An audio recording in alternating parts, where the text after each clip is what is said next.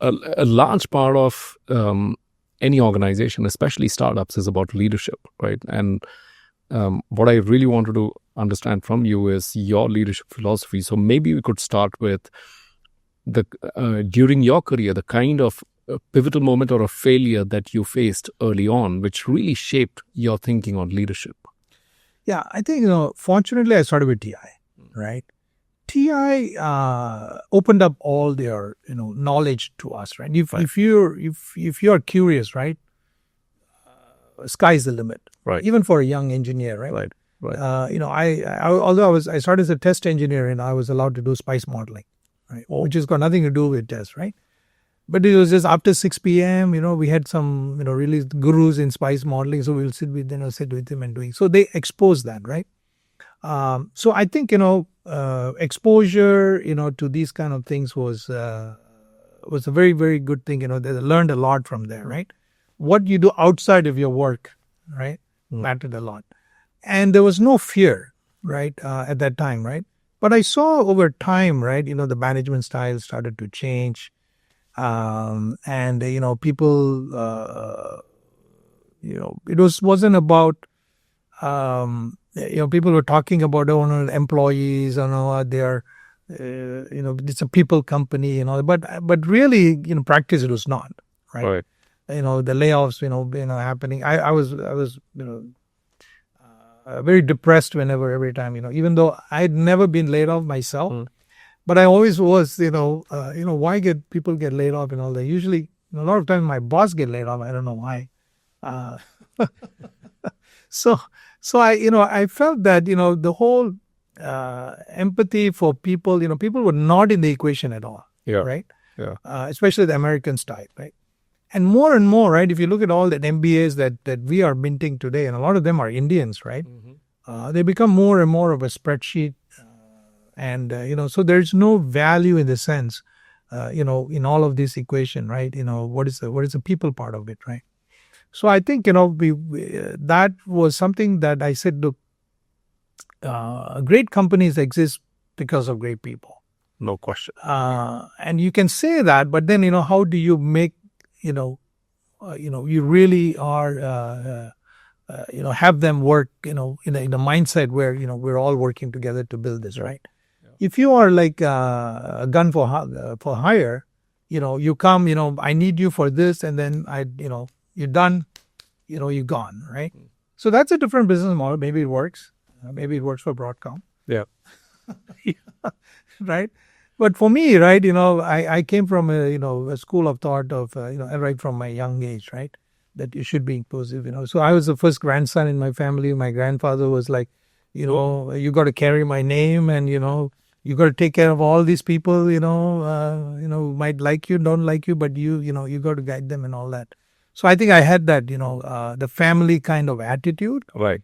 So my relationship was always like that. And I always felt that in India, especially, the emotional bonding is more important than your objective bonding, if you may, right? In the US, it's like, you meant all these goals, we give you this money, right? Yeah.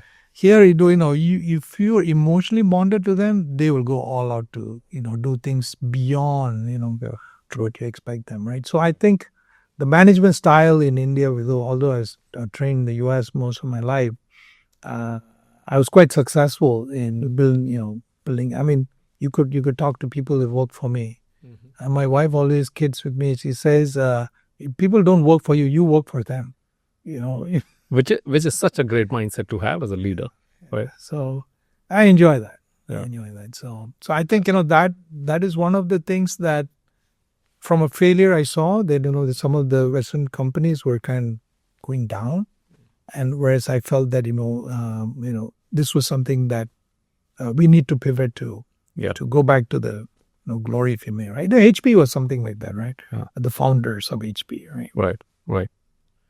Yeah, such a great thought. And from everything I've read and listened or watched about you, what strikes me the most is your leadership, right? Your style. You come across as very thoughtful. And some of the things that you have implemented, like you treat employees as your family. You have, in Tessolve, hired from small towns, trained them, to really be excellent at what they do.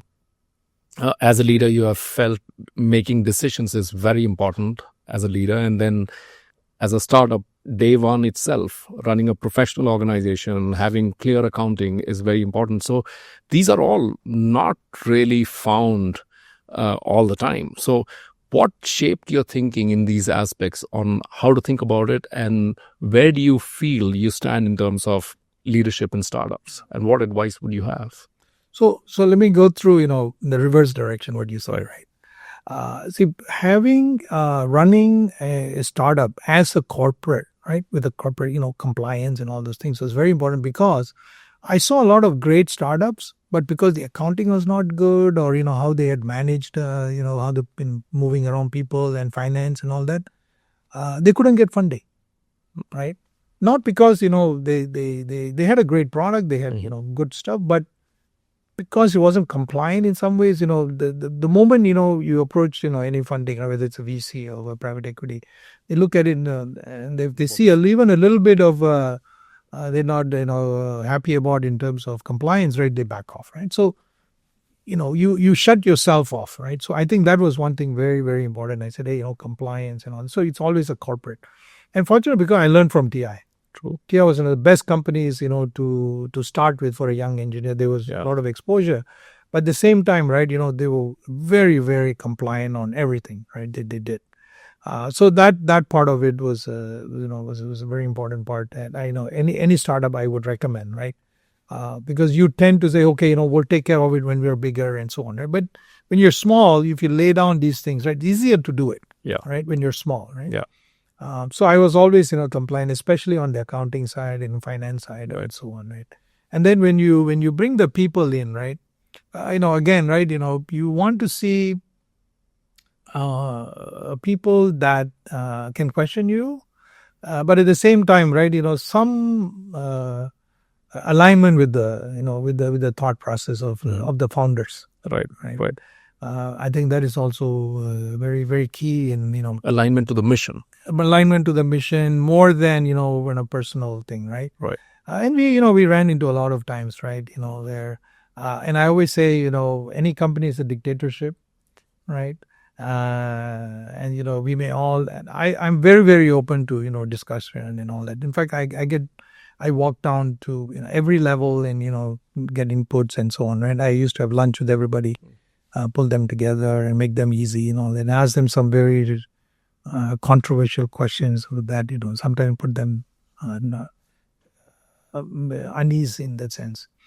But then finally you have to make a call, right? Yeah, you have to make a decision. And you have to make a decision, right?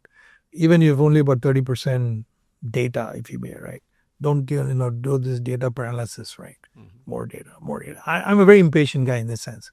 By the way, I've made a lot of mistakes, okay? Yeah. It's not that, every decision I made is, fortunate for me that I survived all those things, okay? But I think, the leader must make the call, must make the decision, right? Don't procrastinate on that. And, people will respect you for that, right? Now, some of them within the organization may not like that decision, but you put them to, make them feel easy. Look, there's a bigger picture behind this. Yeah. You don't know what you're doing. I don't know what I'm doing, but, you put me in that place. Yeah. Right. I think, Infosys is a classic example, right? They got 8 or 9 founders, but Narayan Murthy was a guy, right? Finally say, okay, and the guys who didn't agree, they left. Yeah. Right? So I think, the decision making is very, very critical.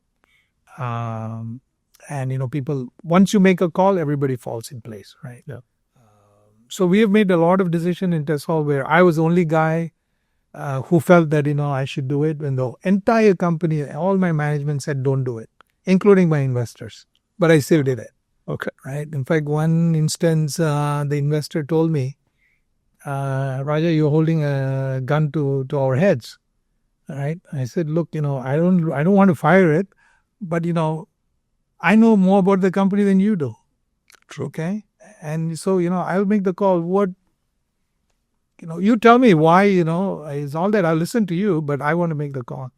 So you must be bold enough to do that and be it, accept the consequence of it as well, right? Yeah. So I think some boldness need to be there and belief. Yeah. I think people respect that. And even if people don't agree with you, my observation has been if you can explain as to why you made the decision you made, most people will understand. Absolutely. And then I think the objective for everyone is to fall in line, like you said, towards the mission. Yeah. I think mostly, right? I mean, people are very logical and so forth, right?